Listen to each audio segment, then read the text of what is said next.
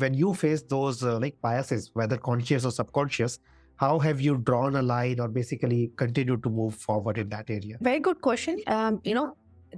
The answer is in the question itself. What I realize is, see, being a woman, you have to always stand up for yourself. I'm not saying it's easier for men, but what I'm saying that at least they don't have these kind of biases, pre-existing biases. So a lot of things just happen to them because that is how they're supposed to be, or that is how they're intended to be. But for women, you have to always stand up, always ask, and always be always aware of the situation. That, see, if it were a guy, things wouldn't have really gone in this direction. As simple as that. I'll just give you an example. As simple as that, during an interview, I don't think there is a guy who was ever being asked that what will happen to you after marriage.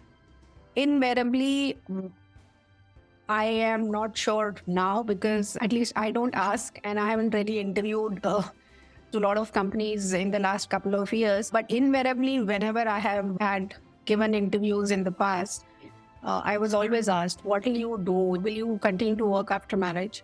What will you do when you have kids? Will you continue to work? What's going to happen to your career? Right or wrong? These kind of questions are never ever going to be ever asked from a guy. And I don't think so. People who are asking these questions also realize the impact of what they are trying to do to a psyche of an individual when you're asking these kind of questions. So yes, you have to put a line there that, that has got nothing to do with what I'm going to do or my capabilities. One.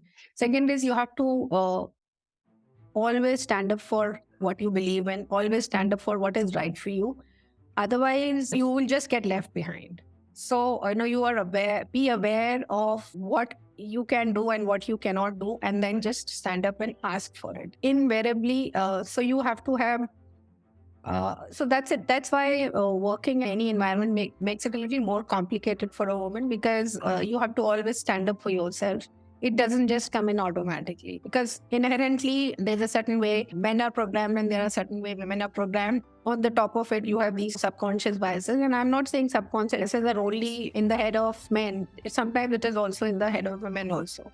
Salary caps, very evident. And sometimes even we just take it lying down because they feel, okay, this is all right. That's how it has been. So key is awareness, standing up, asking for it. And if you don't know what to do, find a mentor, find a champion for your cause.